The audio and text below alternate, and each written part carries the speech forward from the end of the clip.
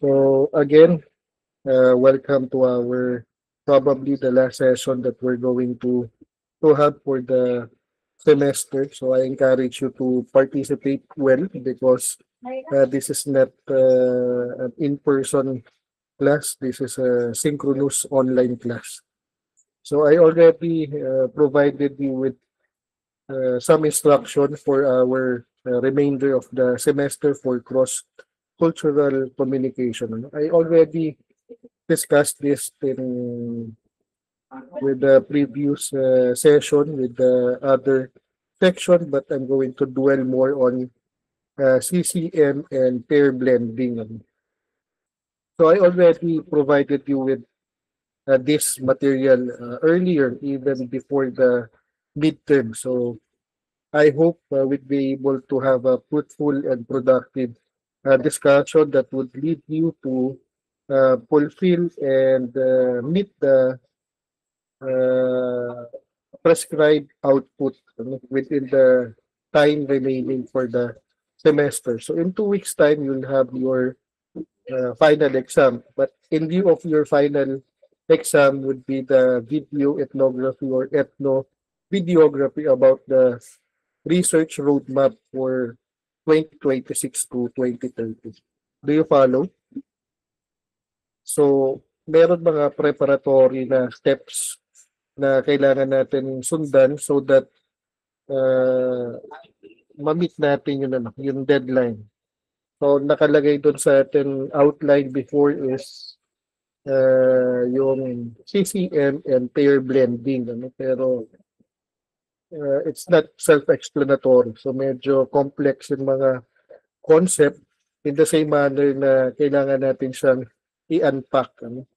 So as I've said, I'm going to dwell more on CCM and pair blending, and later on I have some supplementary material so that it would be more complete. So you'll have a better understanding of cross-cultural communication through the lens of human ecology or using human ecology tools such as CCM and pair blending.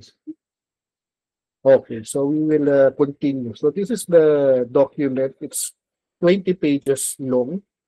So I'm going to ask your uh, participation.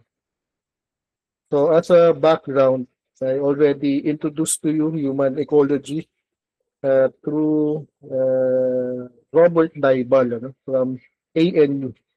So yung nagsulat nito, si Barry Newell tsaka si Katrina Proust ay galing din sa ANU. So mga contemporary, if not collaborators of Robert Daibal.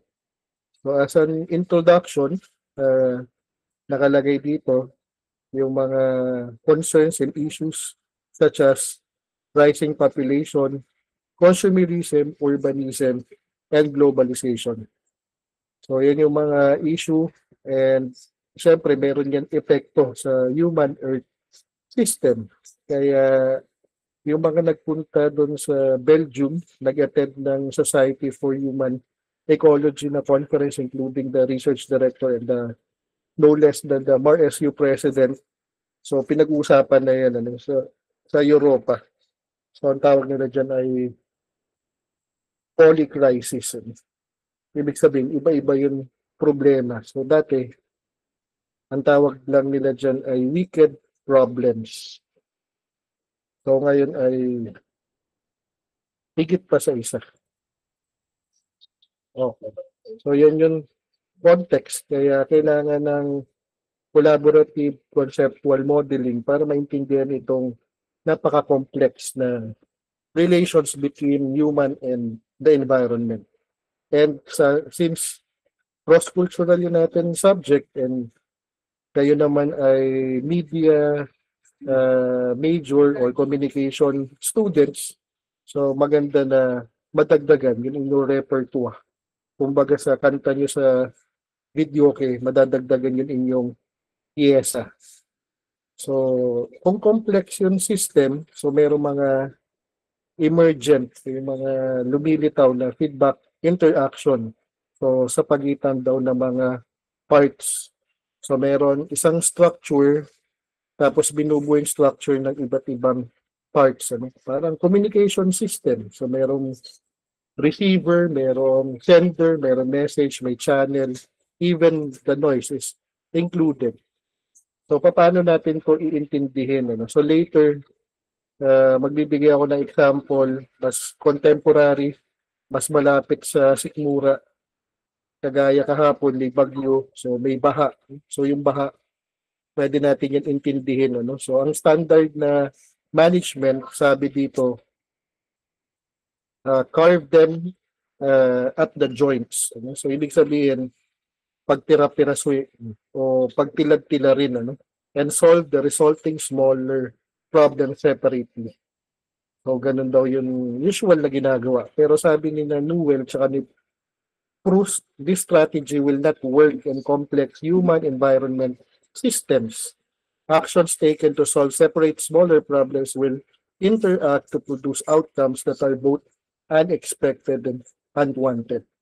So okay lang yun kung hindi complex, ano? So pwedeng pagtira-pirasuhin, ano? And pagtilad-tila rin. Pero pag complex na yun sitwasyon between the human and the environment, so hindi daw siya mag-work kasi magkakameron daw siya ng outcomes na both unexpected sa unwanted. So hindi natin inaasahan at hindi natin gusto. So ano yung proposal ni Newell tsaka ni Proust? So sabi nila, on the other hand, yung holistic daw na approaches are also prone to failure. So hindi din guarantee na kung titingnan natin yung kabuuan at hindi lang yung mga parts ay magsasucceed tayo. So sabi dito, anyone attempting to account all the interactions to a complex system will be buried under an avalanche of details and data. And I think ito na yung nangyayari sa klase natin. Ano, masyado na tayong maraming backlog. Pwede na tayo maka-move forward. Ano, kasi sinubukan natin itong yung utay-utayin, utik-utikin, pero hindi din siya nag-work. So, paano natin mariresolve? So, sabi dito, the challenge for would-be adapters is to learn just enough, but about the way that feedback operates in their system of interest that they can identify and explain its main effects. So, yung tawag dito ay feedback systems. So, marami din pinanggalingan yun, collaborative conceptual modeling or CCM. So, kagaya ng in comparison to the School of Arts and Sciences, so 30 years na tayo since 1995. So, itong CCM ay produkto ng 30 years nila na pag-aaral from theoretical studies and practical collaborative work with a wide range of community, student, academic, and professional groups. So, ipapaliwanag dito kung ano yung pinagmulan ng CCCM. So, una daw na pinanggalingan ng CCM, Mr. Manrique. So, can you read itong part lang na to? So, saan galing yung modeling? So, Mr. Alexis Carlo. So, ipapaliwanag lang kung saan galing yung modeling, ano yung ibig sabihin ng conceptual at saan galing yung collaborative. So, perhaps meron difficulty si Mr. Manrique. How about Miss Charmaine Del Mundo? Hello? So first, we intend the term modeling to be interpreted broadly. So iba-iba yung interpretation ng modeling. So anong kasama doon sa modeling? So kasama daw dito yung construction of cause-effect model. So range from very simple tacit mental models through influence diagrams, causal loop diagrams, and stack and flow maps to sophisticated computer-based dynamical models. Ibig sabihin, mula sa simple papunta sa complex So, kasama dun sa term na modeling dun, TCM rather. So, next na term. So, tungkol naman sa conceptual.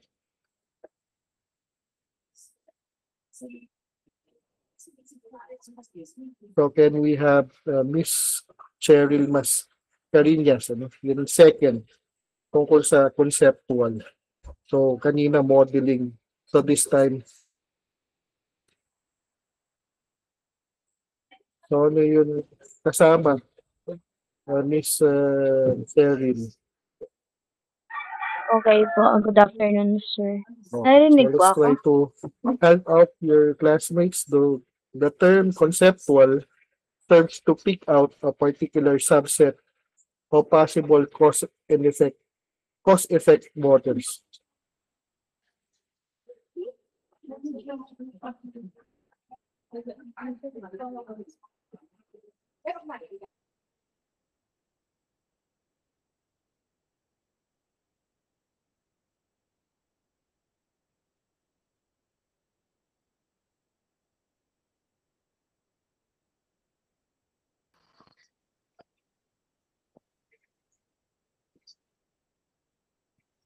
Okay, so we're going to pick up where we left off. So kanina, modeling. So this time, conceptual.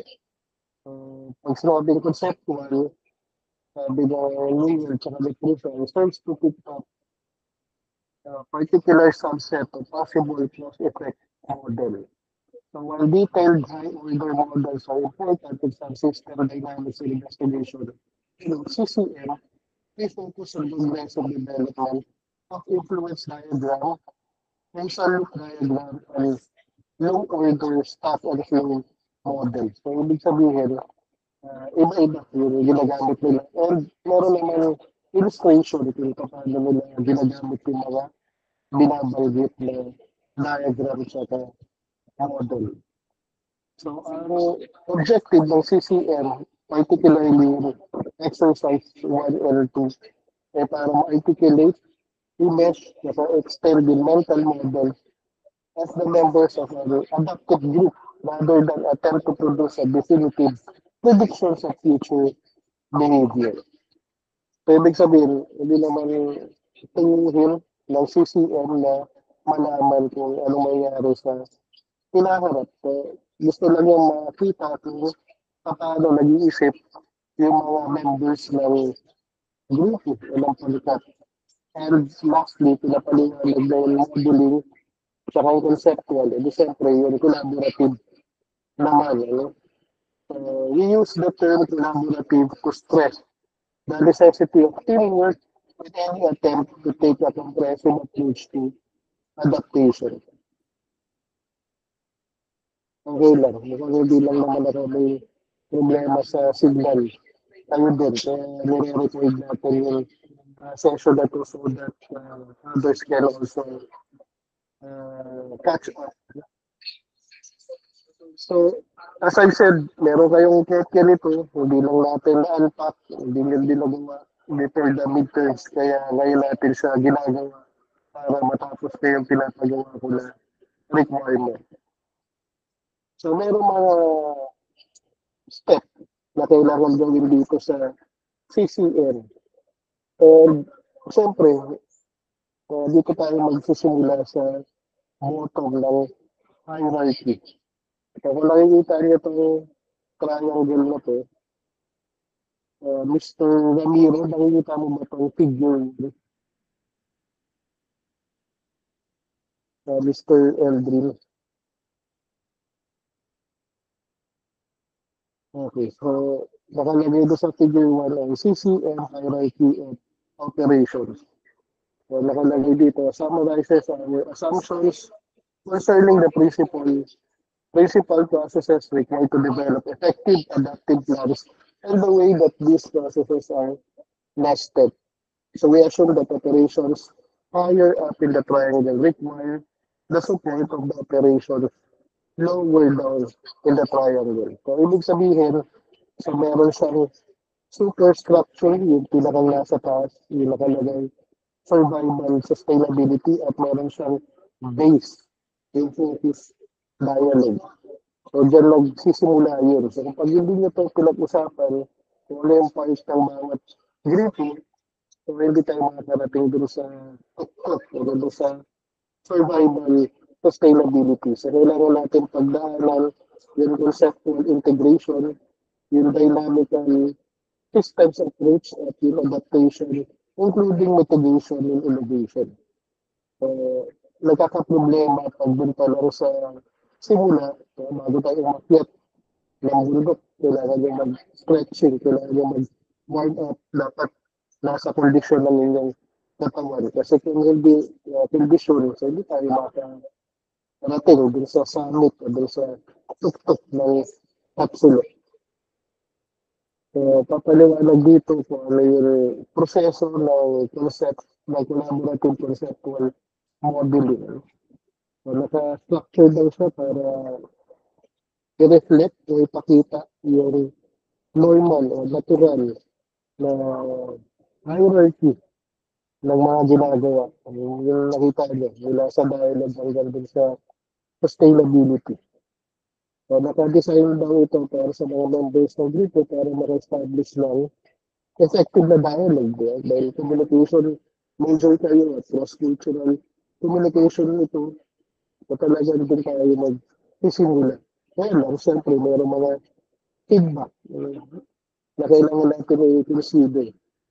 So, ang isa pang pinapakita dito sa proseso na ito ay yung balanse ng mga prinsipyo and ginagamitan siya ng flexibility ng application. So, saan ba nang galing itong CCM methods na ginagamit natin?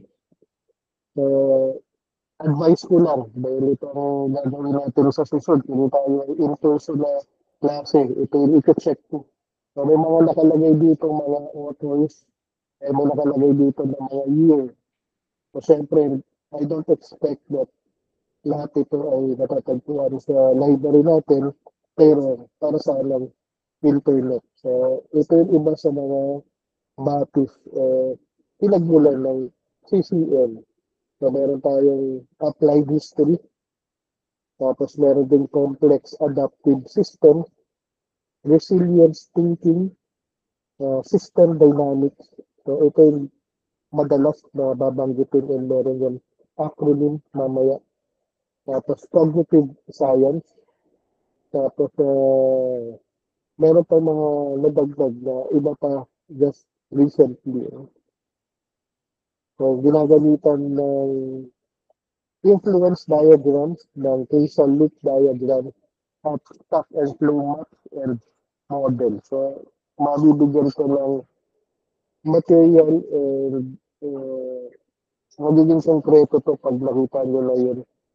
Figure 2. So, meron daw silang ginawang poster para i-summarize yung structure ng CCM.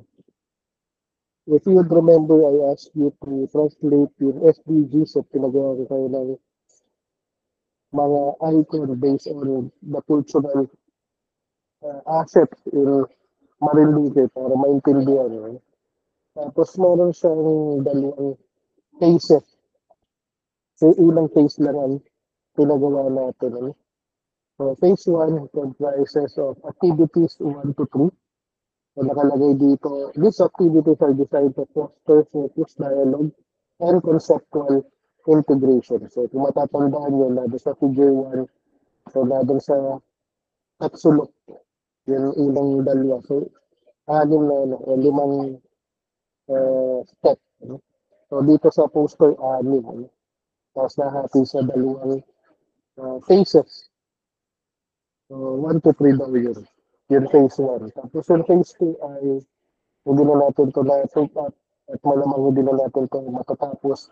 So, at least yung dalawa dito sa amin ay magawa natin. So, these activities, yung 4 to 6, are designed to support the group's effort to develop a better understanding of dominant dynamics of their system of interest and identify leverage points for management interventions that can lead to effective adaptation and construct scenarios or other narratives that describe possible futures and can guide policy making. So, anong itsura nun? Ito yung itsura nun. So, i-rotate lang natin. So, para sa ano, obviously, poster nga to, sabi. So, nakikita nyo dito, meron tatlong column. Miss Masulisa, nakikita mo ba yung figure 2? Miss Giselle Grace. Okay, sige. So, I hope you'll be able to make use of this. So, otherwise, maliwalayan natin effort. This is supposed to be a dialogue. So, kung hindi nyo masyadong naririnig, hoping na nakikita nyo ito ng maayos. Kasi bago naman tayo magsimula, mag-technical check tayo. So, yung figure 2 ay the structure of the collaborative conceptual modeling approach. So, mag-focus tayo doon sa unang column. So, ito yung sinasabi na water tank metaphor. So, parang ano siya. So, parang siyang conceptual framework. So, meron siyang input, meron siyang process, and meron siyang output. Siguro naman, nakakita naman kayo ng tangke ng tubig. So, yung tangke ng tubig, meron siyang tubig na pinagagalingan ng tubig. And meron din siyang tubig. Pag sobra ng tubig, aawas din yung tubig. So, kung hindi tayo nakakita ng tangke ng tubig, siguro kahit yun lang tangke ng inyong kubeta. So, ganun din. Lalagay ng tubig yun, tapos meron yung mekanismo na pag sobra ng tubig, aawa siya. So, nag-accumulate siya ng tubig and meron inflow and meron outflow. Tapos, ito yung tinatawag natin na influence diagram. Yung nasa pinakang gitna, yun ang pinakang main variable natin. So, sa ibang course na hinahandle ko, tinuturo ko ito. So, ito yung core objective, ito yung main problem. So, yung core objective, yung main problem, meron siyang iba't ibang variable. So, yung iba't ibang variable dito, makita nyo na meron iba-ibang arrays na ginagamit. So, nakalagay dito na core objective, the main problem is fraction of travel by active transport. No? So, meron iba-ibang variable na nakalagay such as air quality, motor vehicle emissions, average level of physical fitness, probability of travel-related injuries, demand for cycle paths, extent of cycle path network, at daily travel needs. So, hindi siya pare-pareho ang direction. So, meron opposite, meron same ang direction. So, makikita natin dito, hindi siya linear. So, hindi siya cause and effect lang. Kagaya doon sa water tank na metaphor. So, yung influence diagram pwedeng maka-influence at pwede din ma-influence yung isang variable. So, lastly, dito sa unang column ay yung paired blending of influence diagram. So, sa isang diagram, pwedeng iba't ibang loop yung makikita. No? So, yung D1 tsaka D2, so diagram 1 tsaka diagram 2 yan. Ano? So, hindi yan 1 plus 2 equals 3. So, hindi din yan day 3 at day 4. So, hindi yan something else. So, diagram 1 tsaka diagram 2 yan. Ano? And hindi yan diagram 12. So, pinagsama yan na diagram 1 tsaka diagram 2. And yung D3, 4 ay pinagsamang diagram 3 and 4 and so on and so forth. Ano? So, dahil grupo kayo, hindi naman kayo by pair, hindi naman kayo individual. So, may kanya-kanya kayong concept. So, pwede nyo siyang i-combine at i-review para pwede kayo makagawa na mas malawak na pang-unawa.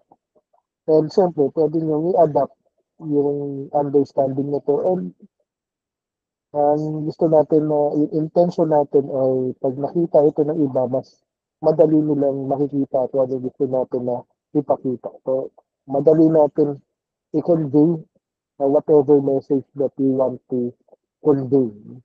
So, ang tawag dito nila Proust na ni Newell ay focus variable. So, infraction of travel by active transport ay focus variable.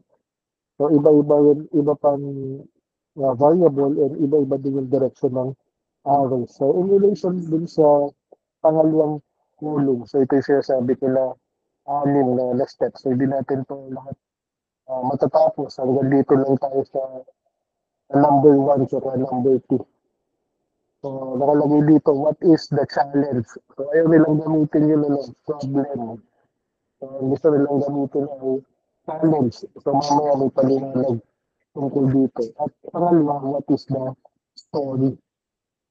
So, may binabanggit dito na historical narrative tsaka uh, mag-identify of key variables and patterns of change. So, hindi tayo aabot dito sa number 3 at number 4 pero i-discuss na rin natin. So, alam na natin kung ano yung challenge, alam na natin kung ano yung kwento. So, pwede ba natin makita kung paano tayo mag-isip.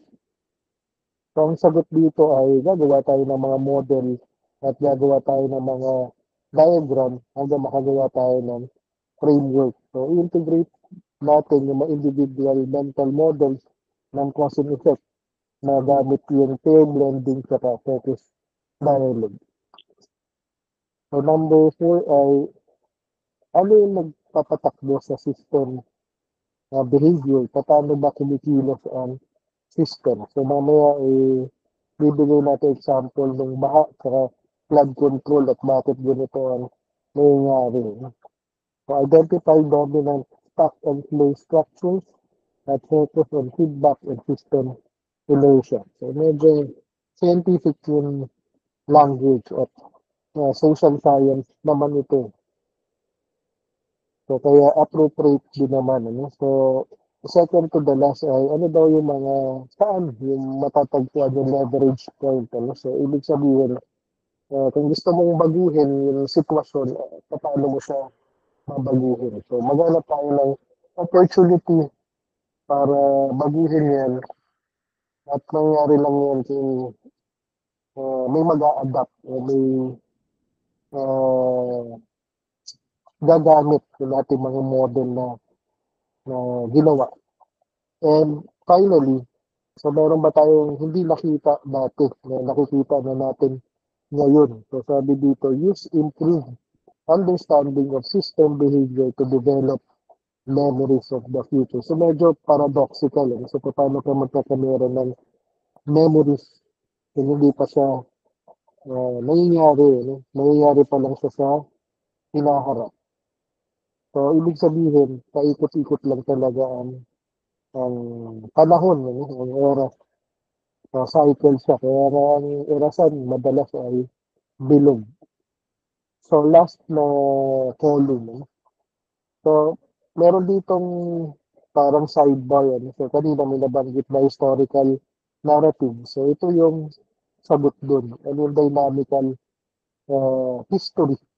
So related din siya dun sa step number 2, what is the story. So nakalagay dito, history provides the basic data needed to track change and assess the effectiveness of adaptation strategy. As you know, ang Pilipinas ay napakaswerte dahil dito tayo napunta sa lugar kung nasaan maraming mga vulkan, palaging dinadaanan ng bagyo, saka prone sa tsunami, and meron mga fault line, kaya naglilindol. So, do you know kung anong pagkakaiba ng weather tsaka ng climate? Baka lang sakali, alam nyo. Miss Justiniano, how do you understand climate or weather? Diba? Familiar tayo sa sinasabi, weather lang yan. So, politika. Can you make sense of this, Miss Irish May?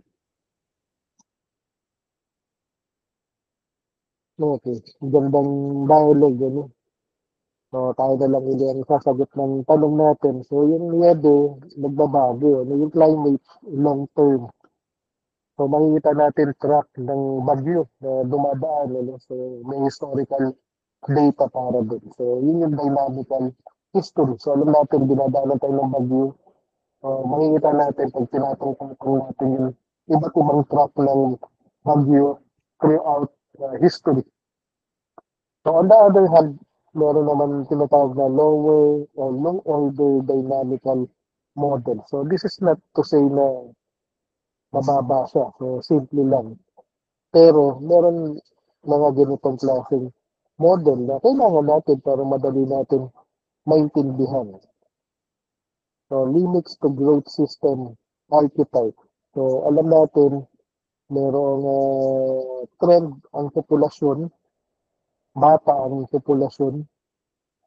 So, nagre-reproduce ng mabilis. Ano? So, mababa ang mortality rate. Ano? Meron yung mga variables na nakaka-apekto. So, meron capacity margin at carrying capacity. And on the other, meron state change processes and characteristic time for change. Ano? So, makikita natin ito sa mga low order dynamical model. So, ang sinasabi lang naman, for example, in sociology, so pag-aaral yan ng statics at dynamics. So, statics, hindi nagbabago. Dynamics, pabago-bago. Kagaya ng weather, pabago-bago. So, ngayon, maaraw, mamaya, uulan. Pero yung climate, matagal. Kasi pattern yan over time. So, ito yung itsura niya pag nilagay niyo sa diagram. So, meron axis na papataas ang populasyon habang dumadaan ang panahon. So, meron yan trend o yung kulay pula. So, kanina nakita nyo meron carrying capacity, tapos meron din capacity margin. So, sinusukat yan. So, nakita nyo na siguro ito sa mga PCs, pero hindi nyo lang dapat yung tinitingnan. Dapat ay ginagamit din natin at iniintindi. So, ito yung pinapagawa ko sa inyo. So, kailangan nyo i-apply dun sa CAF Roadmap 2026 to 30. So, ang unang question ay, what is the challenge? So, ito yung paliwanag kung bakit mas preferred na term yung challenge kesa sa problem. So, sabi, this is done to keep the initial discussion more general than is often the case when the members of a group pick a tightly defined research question on which to base their collaborative work. Sana daw ay mas encompassing, mas malawak para makaparticipate yung mga members ng grupo. So kung ang concern lang ng isang grupo ay yung particular na challenge, so maraming pwedeng pumasok. Ano? So second, meron emphasis yung collaborative conceptual modeling sa mga new understanding na nag-emerge lang sa synergistic meshing of old understanding. So, ito ang problema. Kung hindi natin alam yung luma, hindi natin makikita kung ano yung bago. Kumbaga, hindi natin ma-appreciate yung complexity pag hindi natin nakita ano yung simple. So, sabi nga dito ay the basic idea is that in attempts to discover quote-unquote the simplicity on the other side of complexity. So, hindi siya isang continuum na nasa isang linya lang yung simplicity kaya complexity. So, yun nga, non-linear siya. It is necessary to begin with the widest possible view of system of interest. So, anong ibig sabihin nun? So, kailangan daw mag-move beyond merely respecting others' point of view. So, di ba, okay lang naman mag-debate at saka mag-talo. Pwede naman natin kailangan magkasundo-sundo. Kasi kung magkakasundo na tayo in the first place, so wala mag-emerge na bago. No? So, kaya nga meron innovation kasi meron tayong nakita na hindi nakikita natin. So, yun, full circle siya kasi yun ang huli. So, may bago tayong mata para makita ang mundo. So, third, ang MCCM daw ay nakafocus sa system dynamics. Group members ay encouraged to discuss the challenge in terms of stocks and flow and feed. So, yun, pinaliwanag na kung ano ibig sabihin ng stock and flow, parang tangke sa flash ng kubeta. So, trivia lang, yung PCP dun sa Rojas Boulevard ay parang malaking kubeta na may tangke, no? So, may flash. Pero, syempre, hindi yun paliwanag. Ang paliwanag ay abstracted daw na alon galing sa Manila Bay. Ano? Ngayon, iniimbestigahan yung Dolomite Beach doon. Ano? So, wala pa naman napapatunayan. Iniimbestigahan pa lang nila.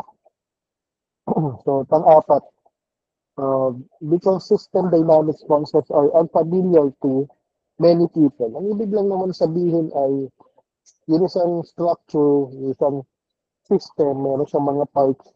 Yung mga parts na yun ay gumagalaw, ano, nagbabago. So, simplihan lang natin. Pero pag hindi, ganun yung paliwanag, eh di, unfamiliar talaga sa free entry. Baka hindi lang natin alam na yun ang tawag, pero kaya nga tayo nag-aaral sa university so that we can process yung data and information so that we can produce knowledge and even wisdom.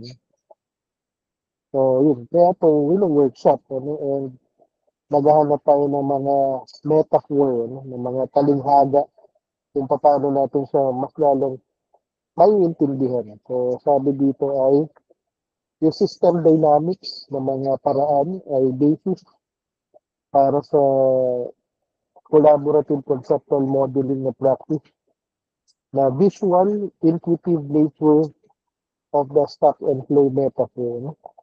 So, meron picture din ito, yung water tank metaphor para sa ano, malaking bathtub. Ano? So, ito lang talaga siya, linear lang, parang input process, output niya. No? Pero mas komplikado pa dyan. No? So, meron stock, state variable, and meron process of flow. So, ito yung figure 3.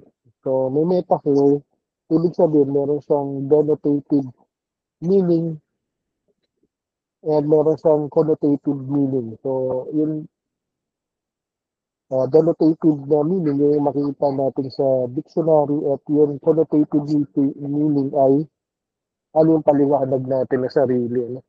So, dito, ang paliwanag ay on one hand, meron source, conceptual source, at on the other, meron conceptual target. No? So, ito yung metaphor, anong ibig sabihin. Meron water, anong ibig sabihin. So, lahat ng mga parts ng system ay pinaliwanag na. No? So, yun. Kasi, basa na lang. Ang important dito ay ano sinasabi ng direction ng arrow. Nakalagay dito ay represent the phrase corresponds to. So, ibig sabihin, yung nasa kaliwa ay tumutugma katumbas ng nasa kanan. So, moving on, yung activity piece. So, hanggang dito, palagay ko dapat sapat na para magawa din una dun sa tatlong tulong na pinapagawa. Actually, binigay ko na ito sa inyo. Binigay ko na rin yung tulong number 2, yung pair blending. So, ang gagawin nyo na lang ay yung outcome. So, ang tanong ay, what is the story? So, sabi dito, ang pangunahing tunguhin ng concept ng collaborative conceptual modeling ay makatulong sa grupo para ma-improve yun yung pag-unawa kung paano yung system of interest ay nakatugon sa alternatibong pamamahala. So, kailangan maintindihan yung muna yung conflict, ano yung challenge, ano yung tunggalian bago nyo maintindihan yung kwento, yung istorya. Pero kailangan ma-drawing natin, mailagay natin sa diagram ito. So, nakalagay dito, yung bawat member ng grupo ay pwedeng ilagay sa timeline. Ano? So, kanina may dynamic na history. So, metaphor natin ay bagyo o yung lindol, ano? Yung pagputok ng vulkan, yung tsunami. So, meron yan historical na data kung kailan. At yun ay pwede natin ilagay sa timeline. Ano? So, meron din dito ano, naka-diagram. Ang objective naman ito, hindi naman basahin lang itong mga nakalagay dito. So, more importantly, put it in drawing or diagram. No? So, anong itsura nito? So, example ito kasi Australia ito, ang ibig sabihin ng ACT ay Australian Capital Territory. Ano? So, noong 1930, ganito. So, 1909, ayan, merong mga key legislative and policy decision. So, noong 1912 to 1915, yan. Tapos 1926, ganun. So, hanggang 1994. So, paano nyo siya i-imagine yun? Ano? So, mula 1895 hanggang 1994. So, maraming nangyari. Ano? So, makikita nyo mula sa populasyon sa ACT o Australian Capital Territory na no 1913 ay 2,535 lang. So, makita natin no 1945 ay 15,000. So, may nagbago ba? So, nadagdagan. Ano? Madaming tao ang pumunta doon at nanirahan doon. Ang ibig sabihin, meron limitasyon yung carrying capacity. No? Siyempre, pag maraming tao, di madaming requirement. Marami din yung waste na mapiproduce. Hanggang sa 1994, so pataas yung populasyon. And yun nasa bottom ay climate regime. So, nagkameron ng mga drought. Ano? So, nagkameron ng tagtuyot. So, mula 1895 hanggang 1945. Tapos, nagkameron ng tag-ulan ano, na mataas. So, yung volume ng ulan. Ano? So, mula 366 hanggang 368 hanggang sa 383. Pero may panahon din naman na bumaba, ano, 362. So, pwede nyo itong i-plot sa pamamagitan uh, ng timeline. Tapos, meron din ganito, no, na klase ng visualization. Ano? So, hindi naman kailangan na isa lang yung visual. Ano? So, pwede din kayo gumawa ng hypothetical na mga case. Ano? So, meron panel A, tsaka meron panel B. So, may paliwanag yun. Multiple outcomes of past action. So, nire-represent ng iba't ibang kulay. Ano? So, merong tumaas pero bumaba. Meron naman steady lang ang pag-akyat. Tapos meron din medyo inconsistent. Tumaas tapos bumaba. So, ibig sabihin, as per dimension, yung horizontal tsaka vertical na dimension, so pwede nyo i-plot. Ano? Magkaiba yung outcome. Okay, so pasadahan na lang natin yun, ano, yung iba. So nakalagay dito sa drawing nito ay representation ng elepante at ito yung metaphor ng blind man and the elephant. So yung ibang, syempre bulag sila. Hindi nila nakikita yung elepante, hindi pa sila nakakita talaga ng hayop na ganyan. So hinawakan lang nila. So iba-iba ang kanilang paliwanag. So akala ng iba ay sibat. Akala ng iba ay ahas. Yung iba naman ay trunk ng puno. Yung iba naman ay lubid. So, gano'n ang mangyayari sa atin pag hindi natin ginamitan ng TCM. Ano? So, isa lang talagang hayop yun, pero iba-iba ang ating pagtingin. Ano? Kaya ginagamitan din siya ng pair blending. So, ipakita lang natin iba pang mga model dito, o iba pang diagram. So, katulad ditong influence diagram. Tapos itong two blending ng influence diagram. So, pag pasama-samahin lang yan. Ano? So, paano ba pag pinagsama-sama yan, ano ang itsura niya? So, pwedeng tatlo, pwedeng apat sa isang, ano, sa isang drawing. So, siyempre, meron din siyang references and meron pa akong isang ano, input same. So, mas maiksi na lang ito compared din sa una.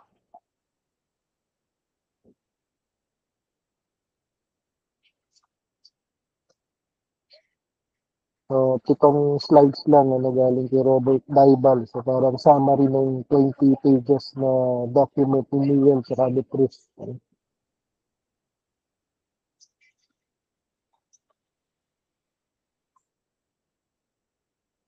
So, lagyan natin ng konting dynamics sa natin discussion. Hindi naman ito lahat galing sa akin.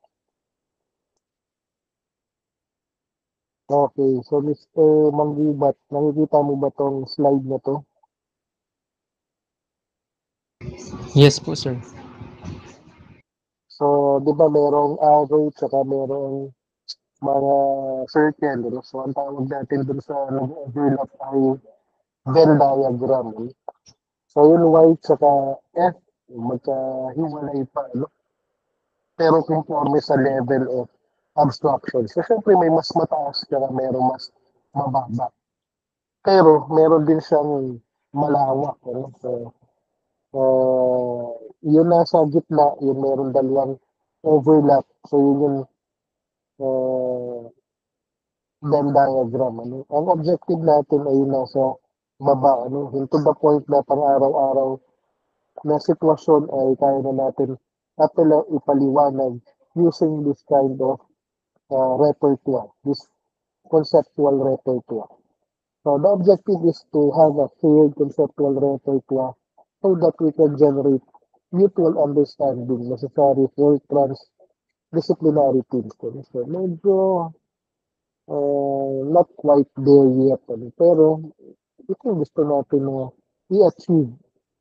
So sabi dito, enables effective communication, the co-production of knowledge, and collaborative development of policies. So, ibig sabihin, pag kayo ay nahirapan, nandun pa tayo sa mataas na level of abstraction. So, at this point, sana nandun na tayo sa gitna. So, yung less common na situation, meron pa rin naman abstract na concept, but there is a partial overlap of repertoire. So, sana naman wala tayo sa pinakang mataas. Ano, may Y tsaka F. So, ibig sabihin niya, napaka-technical ng situation to the point na hindi natin siya maintindihan kasi napaka-abstract ng mga concept at wala talaga silang overlap. Walang common denominator sa kanilang dalawa. Okay, so dahil isa to sa priority sa agenda ng UPLB, pinasa ng College of Human Ecology. So, food security. So, tinitingnan nila yan bilang focus. Ano? So, they identify a focus variable. So, it's the central thing, physical or immaterial, that you think needs to change to improve the problem situation of you see it. So, kaunang tingin, of course, meron challenge. But more than the challenge, kailangan makita natin yung story. So, pag narinig niyo yan, food security, tingnan niyo na lang sa lugar natin. Kung nakikita niyo yung palengke natin na meron karne ng baboy o ng pero yung isda ay galing pa sa kabila. So meron bang food security or what is the level of food security? So syempre, you can argue, hindi naman kayo ang namamalengke so wala kayong pakialam dyan. Pero dahil ginagawa nyo na to ngayon, so be more observant. So, kung na-identify nyo na kung ano yung focus variable, so next na intindihin nyo ano yung mga drivers at ano yung feedback loop. So, they then find variables that affect change in this variable. In turn, variables that are affected by it and consider any feedback leaks that can be found. So, yung level of food security, pero meron siyang mga naapektuhan at nakaka-apekto na variables. So, makita nyo dun sa kaliwa, kung nakita nyo yung stock and flow na model. So, parang mga yun o dahilan. Bakit mababa o bakit mataas o bakit walang food security. Ano yung makita nyo sa kanan, most likely ay yun yung resulta, ano yung outcomes. What is the consequence of having low food security or having no food security at all. But at the same time, yung mga nakikita natin ng mga variable na yun, pwede din maka-apekto dun sa iba pang variables. So, meron nga siyang drivers at meron siyang feedback loop. So, as explained, so diagram 1 and diagram 2, we can come up with another diagram. So, pinapares yan. No? So, ang tanong ay, what is the implication of your schema for mine? Ano? By pair lang yun. No? Paano kung by group? So, kailangan natin i-blend. No? So, blended diagrams capture the content of each partner but without making the diagram more complex. So, ang objective nito, para maintindihan natin kung ano yung ginagawa natin ng diagram, hindi para mas maging komplikado siya. So, tool ng human ecology itong CCM sa pair blending para may pakita kung bakit ito yung mga nakalagay doon sa ating mga agenda, ito yung nakalagay sa ating priority between 2026 to 2030. So, kung kinakailangan na i-relabel, ibig sabihin, papalitan natin ng pangalan, in more generic terms, yung mas maintindihan ng lahat na nakakapture yung intention o nung gustong ipahiwatig ng original na specific label. Okay lang yun. So, ibig sabihin, yung binigay ko sa inyo at ganun yung document, so pwede natin siyang bagihin. So, as long as mayroon tayong guide dito. So, ito yung sinasabi ko na sa isang diagram. So, binubuo siya ng iba pang diagram na mas specific. At ito yung ibig sabihin ng shared understanding. So, learn from each other about successful interventions. Tapos, distinguishes between elements unique to specific context and those that derive from common structure. So, alam natin na yung Pilipinas, archipelago. So, Marinduque, isa sa mga isla. So, 7,641 na isla. So, para sa isang feedback loop. Ano? Pag binuo natin yung buong archipelago, maraming kwento yun. Ano? So, yun ang magiging kwento ng bansa natin. Kaya lang, kailangan natin maghanap ng focus variable. Pero pag pinagsama-sama natin siya, kagaya ng inyong part, and just like the omnibus documentary trailer that I showed you in EDSA, hindi pala EDSA 30, EDSA 20 lang, ano, I stand corrected. Kaya pala hindi ko siya makita, ano? Pero if you backread dun sa ating GC, uh, you'll be able to watch yung trailer ng omnibus documentary tungkol sa EDSA ng 20 na filmmakers in celebration of the 20th anniversary of EDSA People Power Revolution. So in the end, focus on changing structure, not the level of isolated parts. So kung masyado kayong detail-oriented, so kailangan makita nyo din yung big picture. So paano konektado yung isang piece ng puzzle do sa iba pang mga piece.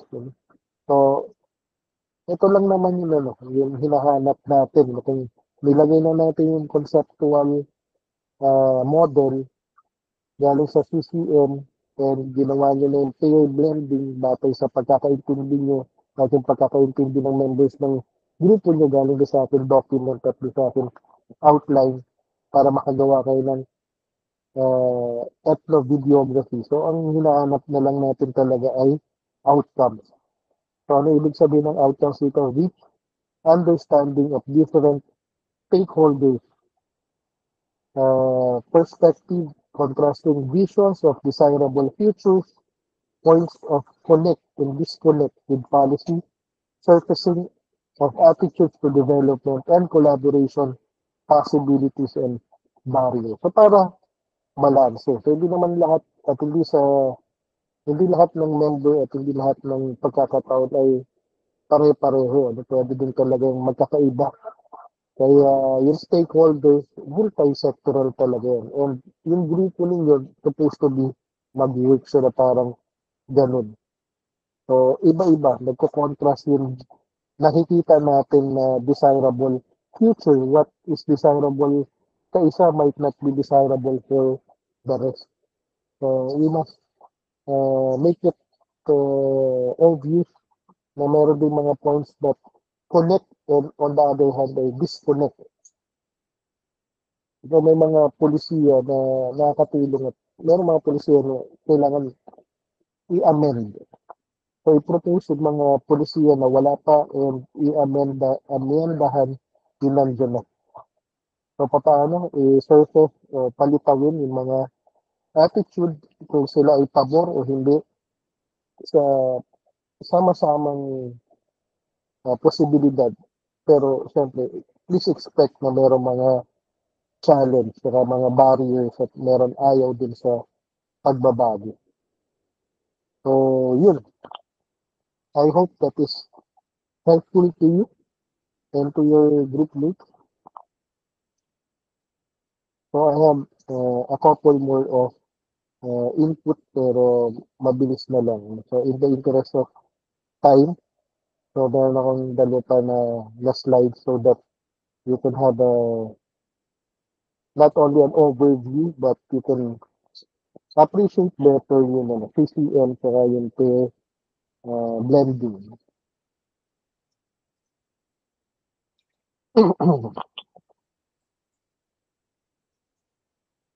Okay, sige.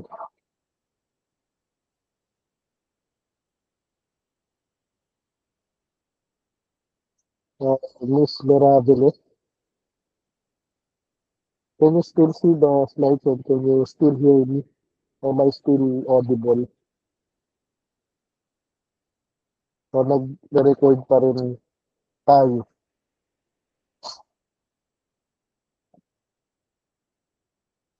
Hello, Miss Mirabiles.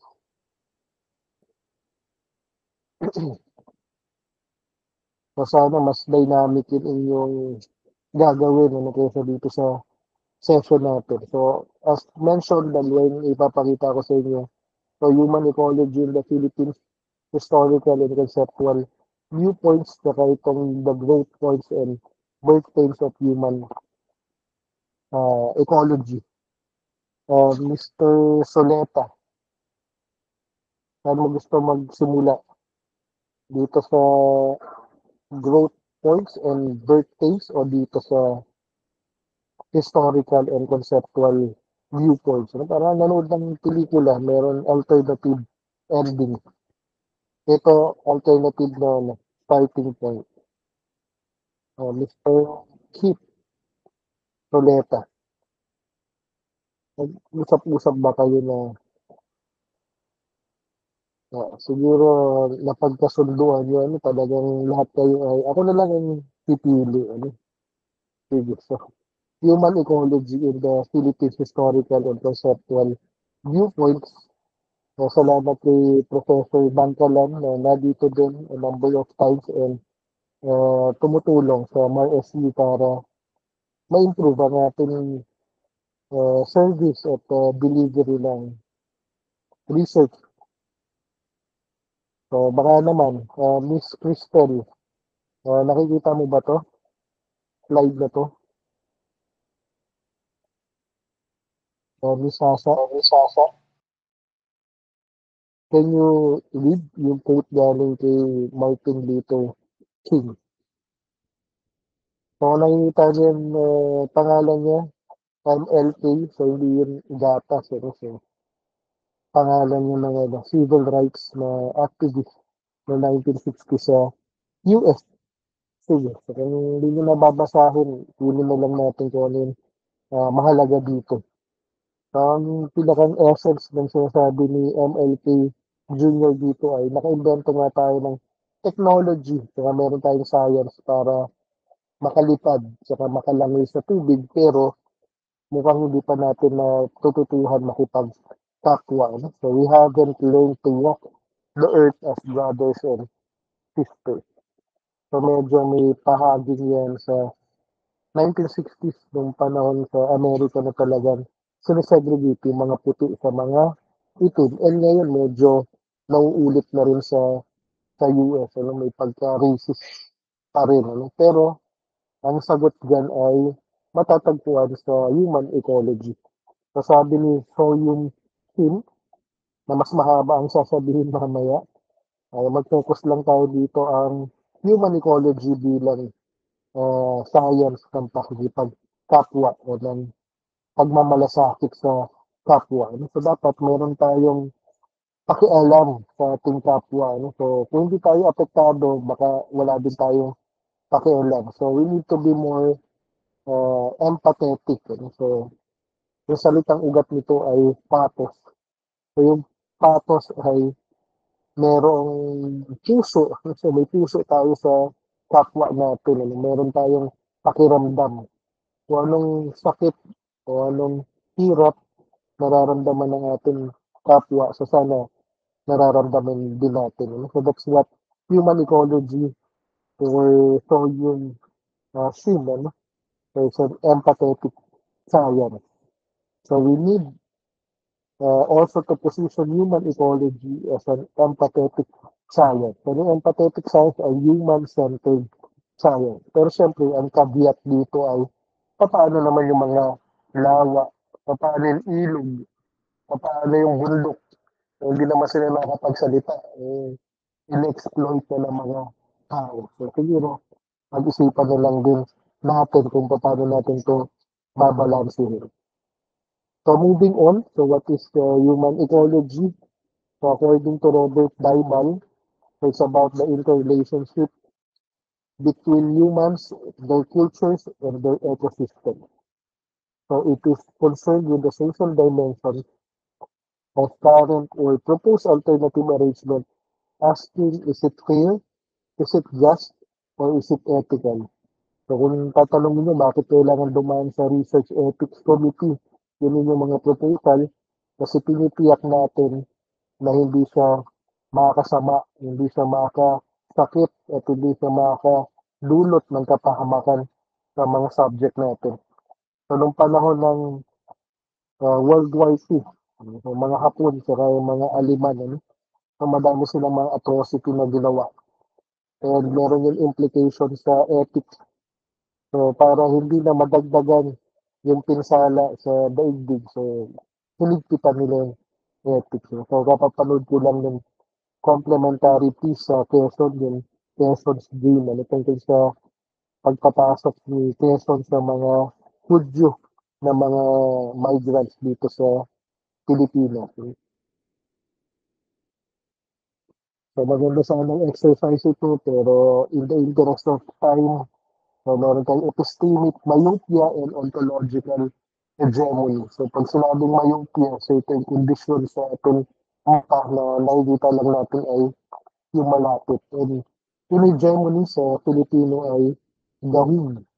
So ang ibig sabihin ng gahum ay influence sa pag-iisip natin. Ano? So kung meron kapangyarihan na i-mind control, so hegemony yun. Ano? So hegemonic.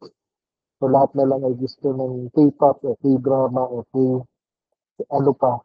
So hegemony yun ng Korean. So kailan natin siya masasabi na legit o kailan natin siya masasabi na valid. So hindi naman lahat ng makikita na content ay legit saka valid. So kailangan natin pag-isipan yung episteme o yung knowledge component niya at yung ontology o may kinalaman sa reality. So, later on, meron slide para dito. So, ito yung mas konkretong diagram. Ano? So, para mas ma-appreciate nyo, mas practical. Ito yung sinasabi ko, baha. Ano? So, present ko last year conference ng mga dumalo lang yung mga members ng consortium kung saan kasama ang MARSU. So, ang problema nito, iba-iba ang tumitingin, iba-iba ang kanilang pagtingin. Ano? So, depende kung sino. Kung kayo ay abogado, so ang titingnan nyo ay legal na mga bagay. Ano? So, meron bang violation, meron bang paglabag, meron bang mga batas, o hindi nasunod sa batas. Eh, baha lang naman yung tinitingnan. So, kung kayo naman ay scientist, probably a geologist or environmental student, so pwede nyo tingnan yung environment in terms of land at level or volume and duration ng precipitation, yung pag-ulan. So, kaya nga, yung Cebu at yung iba pang lugar sa Dinagat at sa Surigao at sa iba pang lugar ay sobrang nagbaha. No? Kasi wala lang tulong at yung ulan para sa isang buwan, so isang bagsakan na lang ginawa. Pangatlong pananaw o worldview ay yung mga social scientists. Iba yung pagtingin ng mga sociologists, ng mga anthropologists, even yung mga political scientists. So, multiply natin mga ninuno o marunong mangalaga ng kanilang kapaligiran. Kaya walang baha sa bundok kasi inaalagaan nila yung kapaligiran nila. Pero dito sa syudad, dito sa Patag yan, katakot-takot na baha ang ating inaabot kasi merong imbalance. So, asymmetry. So, doon sa meron, saka doon sa wala. So, ito yung pananaw na makukuha natin sa human ecology. Hopefully, may translate natin sa cross-cultural communication. So, iba-iba yung factors, iba-iba yung dahilan kung bakit nagbabaha. No? So, it's complex. So, kailangan natin ng iba't ibang discipline o iba't ibang sektor, larangan, mga expert, at mga tao sa komunidad para mag-make sense nitong pagbabaha. Para mangyari, kailangan natin makipag-ugnayan, mag-coordinate, and ma-address natin kung meron bang imbalance o asymmetry sa iba't ibang mga perspective, pananaw sa daigdig. So, yun yung gustong pasakali ni Professor Dangkalan at tatlo lang naman gusto niyang sabihin. And na take up na rin naman natin ito before the midterm. So, ano yung human ecology bilang discipline sa UP. Tapos, ano yung school of thought na nabuo in particular sa College of Human Ecology sa UPLB. And in the end, ano yung human ecology sa Pilipino. So, na-take up na natin yan, sina Haeckel, sina Swallow, Richards, at iba pa. So, mamaya, iti-take up lang natin kung ano yung hindi natin na bigay. Ano? So, ito yung 5 na operational area sa UPLB-CHE, Human Ecology. So, kaya sinabi ko kanina, meron silang premium sa food security kasi yun ang number 1, human nutrition and food.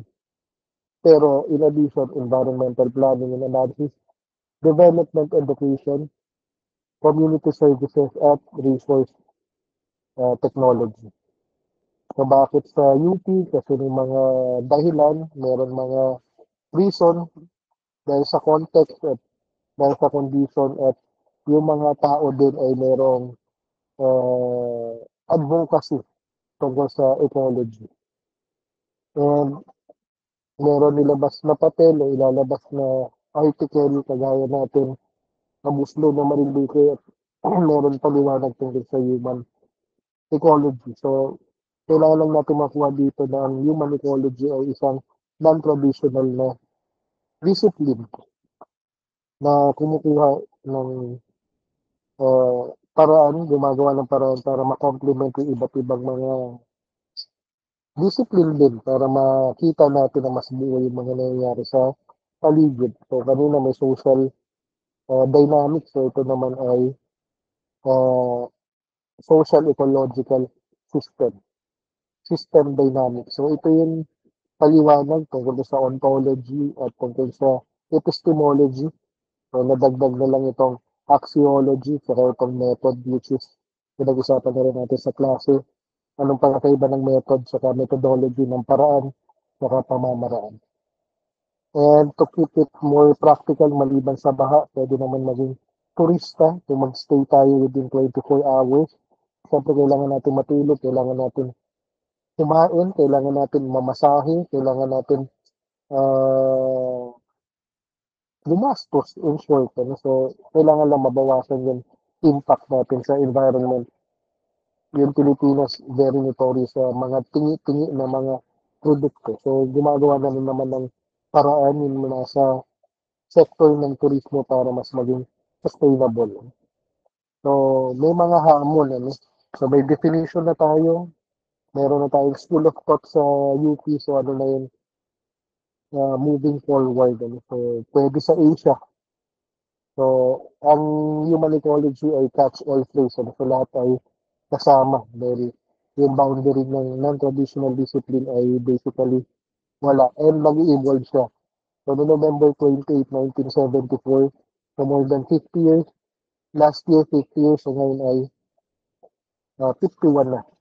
So, nag-evolve, nagbabago siya. And ang kailangan ay makuha natin yung participation ng iba pang mga discipline kagaya ng human economics, environmental studies, and ma-recognition ibang institutions. So, sa Asia, so skip na natin itong paliwanag. Ano. So, itong paro dito kung sa Netflix kaya sa Hollywood. So, ito yung catch-up plan. Ano. Meron ng consortium sa Europe, merong Society for Human Ecology sa Indonesia, sa Malaysia, meron din mga university na nag-offer ng human ecology. Ang MRSU, mag-offer din ng human ecology in the near future. So, in the end, bumalik lang sa simulan. Tapos, so, just to wrap up and summarize natin, session ngayon hapon ay pakita lang natin kung ano yung pinagdaanan na hirap. So, yung pangangalay ng human ecology. So, hindi lang sa Pilipinas, kundi sa buong mundo. Ano? So, meron mga definition, meron mga katangian pa rin, and what we're after is yung transdisciplinarity. So, hindi tayo magiging transdisciplinarity kung wala tayong appreciation sa sa multidisciplinarity. So, again, ito yung ontology. So, nabanggit na si Ernst Haeckel, pero hindi natin nabanggit si Adam Smith. Ano? So, alam natin yung root word ng ecology at ng economics ay oikos, tahanan, pero iba yun kadugtong sa ecology, sa economy. So, yung logos, alam natin, pero nomos, yun, alamin natin. So, may kinalaman sa batas, sa kustumbre, saka pamamaraan at pamamahala. So, ito yung sinulat ni Haeckel noong 1866 kung saan unang ginamit yung ecology. So, ginagamit ko sa mga halaman. Siyempre, si Ellen Swallow Richard na pinakilala na rin sa atin ni Robert Bible noong 1892. So, bilang social science, so nahirapan din siyang pumustura at saka pumusisyon vis-a-vis yung ibang mas-established na social sciences such as geography, anthropology, sociology, and psychology. So, yung sociology, for example, ay yun, nagkameron pa ng School of Thought na nasa Chicago. So, urban sociology o Chicago School of Sociology. So, meron din itong hugot sa geography, paggamit ng mga mapa, o pag-describe sa mga tao, sa kung saan sila nakatira, sa environment nila. Tapos yun, sina Durkheim sa classical sociology, tapos si Park sa si Borges urban sociology. So, diyan nagsimula ang human ecology na mag-take root sa social sciences and in addition, maging sa geography. So, pwede niyong basahin yung sinulat nila Davis, saka ni Burroughs, saka ni Good no 1904 at humalaw din sila ng mga idea kay Spencer, kay Ward, kay Veblen, saka kay Gibbon. So, syempre, bilang scholar at bilang estudyante, so, ang kailangan natin gawin dito ay lista yung mga pangalan at maging responsible na mag-aaral at scholar at hanapin ko sa library. So, sabi ni Good, ang geography daw ay nagpo-focus sa migration and mobility.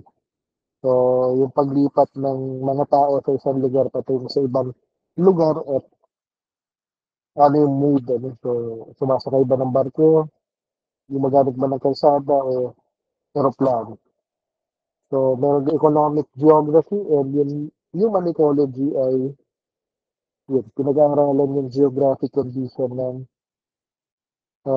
human culture. Although misnomer kasi yung environment ay likas, pero yung kultura ay likha. Ano? So, yung natural, nandiyan na talaga siya. So, kahit wala na tayo, wala pa tayo, nandiyan na talaga siya. Pero yung kultura, kung walang tao, walang kultura. So, nauna yung tao kaysa sa kultura. Pero, nauna sa tao at sa kultura, yun kalikasan. So, 1950s, so, nag-emerge na yung human ecology sa iba pang fields such as medicine, psychology, and economics. And during the 70s, so panahon ng civil rights, ng indigenization movement, ng student activism, so there are calls para uh, liktawan o umigpaw sa turo ni Emil Durkheim ng pinag-aaralan lang sa sociology o sa social science o mga social facts at social phenomena. So, pwede din yun tungkol sa paligid at tungkol sa kapaligiran. So, mayroon human ecology na nag-take ng roots sa sociology at meron din human ecology na galing sa geography. Pero ang nangyari ay medyo na isang tabi yung gender-related na mga usapin. And yung human ecology as a discipline in its own right at hindi sa galing lang sa social sciences o sa sociology or geography. So kung tayo meron colloquium, sila ay meron din series ng conferences. Tignan din natin kung meron ba silang proceedings at meron ba silang article sa Placid conference na ginawa nila about home economics. So kung meron tayong home economics, meron din tayong TLE at human ecology.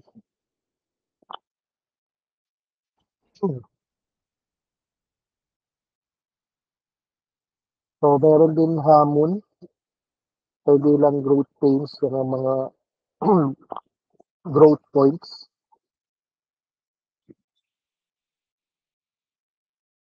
So, paano ba natin tinitingnan yung ating sarili in relation sa ating paligid at paano na determine o nababago natin katauhan conforme sa ating kapaligiran. So again, meron pa rin itong references. So pakihanap na lang. So nandiyan pa rin understanding human ecology ni Daibal sa kanil Niel. At syempre meron pang iba na wala din dito. So magandang counterweight ito.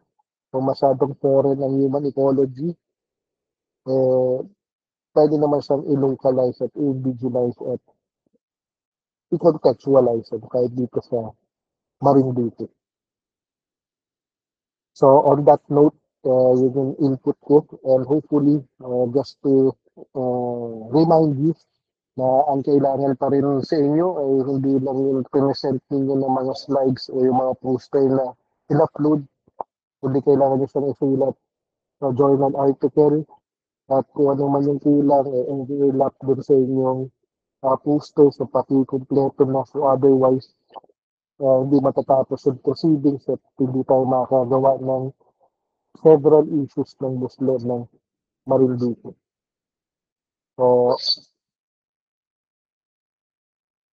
yun lang naman ang ating input. So, hopefully, be conscious of the time that is remaining.